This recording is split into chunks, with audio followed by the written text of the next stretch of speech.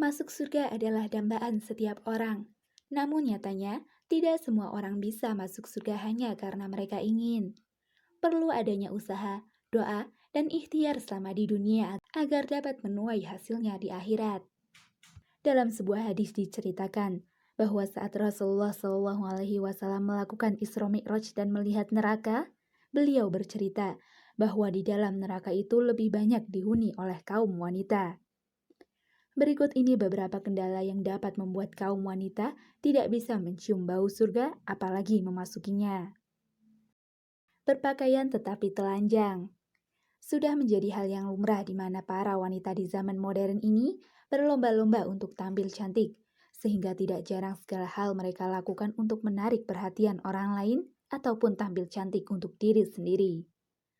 Bukankah sudah ditegaskan bahwa aurat seorang wanita adalah seluruh tubuhnya, kecuali wajah dan telapak tangan? Jadi tidak seharusnya sebagai seorang muslim menggunakan pakaian yang tidak sesuai syariat Islam, seperti pakaian yang ketat, transparan, maupun membentuk lekuk tubuh. Perlu diingat kembali bahwa tujuan dari berpakaian adalah untuk menutup aurat, bukan membungkus aurat. Dari Abu Hurairah, Rasulullah SAW bersabda, ada dua golongan penghuni neraka yang belum pernah aku lihat. Pertama, suatu kaum yang membawa cambuk seperti ekor sapi, dengannya ia memukuli orang. Kedua, wanita-wanita yang berpakaian tetapi telanjang. Mereka berlenggak-lenggok dan condong dari ketaatan. Rambut mereka seperti punuk unta yang miring. Mereka tidak akan masuk surga dan tidak akan menciumnya. Padahal sesungguhnya bau surga itu tercium dari perjalanan sejauh ini dan ini. Ma'ilat wa mumilat. Dari hadis sebelumnya dijelaskan, selain dari wanita yang berpakaian tetapi telanjang, juga mereka yang berlenggak-lenggok dan condong dari ketaatan, atau yang disebut dengan ma'ilat wa mumilat ini, tidak akan mencium maupun masuk surga. Ada beberapa tafsir mengenai hal ini. Pertama, ma'ilat yang dimaksud adalah tidak taat pada Allah dan tidak mau menjaga yang mesti dijaga. Mumilat yang dimaksud adalah mengajarkan yang lain untuk berbuat sesuatu yang tercela. Kedua, ma'ilat yang dimaksud adalah berjalan sambil memakai wangi-wangian. Dan mumilat yang dimaksud adalah berjalan sambil menggoyangkan kedua pundaknya atau bahunya. Ketiga, ma'ilat yang dimaksud adalah wanita yang biasa menyisir rambutnya sehingga bergaya sambil berlenggak-lenggok seperti wanita nakal. Mumilat yang dimaksud adalah wanita yang menyisir rambut wanita lain supaya bergaya seperti itu. Kepalanya seperti punuk unta. Masih dalam hadis yang dijelaskan sebelumnya, dikatakan bahwa wanita yang kepalanya seperti punuk unta yang miring tidak akan masuk dan mencium bau surga.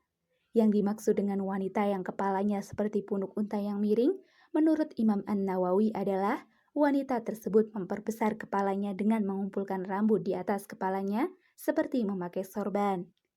Dan nyatanya sekarang banyak sekali muslimah berhijab yang bergaya dengan punuk unta di atas kepalanya. Menyemir rambut.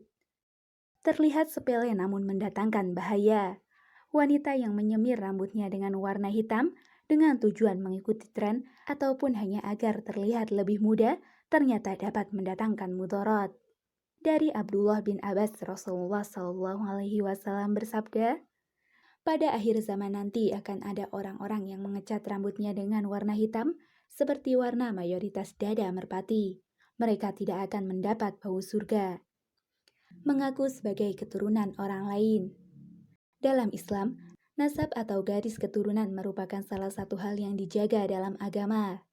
Contoh kasus yang sering terjadi adalah orang tua angkat yang mengakui anak tirinya sebagai anak kandung, sehingga anak tiri yang tidak mengetahui siapa ayahnya akan menganggap ayah tirinya adalah ayah kandungnya.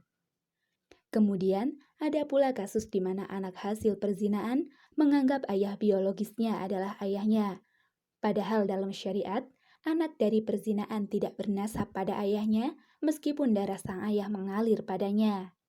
Dari Abdullah bin Amr, Rasulullah SAW bersabda, barang siapa mengaku keturunan dari orang lain yang bukan ayahnya sendiri, maka ia tidak akan mencium bau surga. Padahal bau surga telah tercium pada jarak 70 tahun atau 70 tahun perjalanan.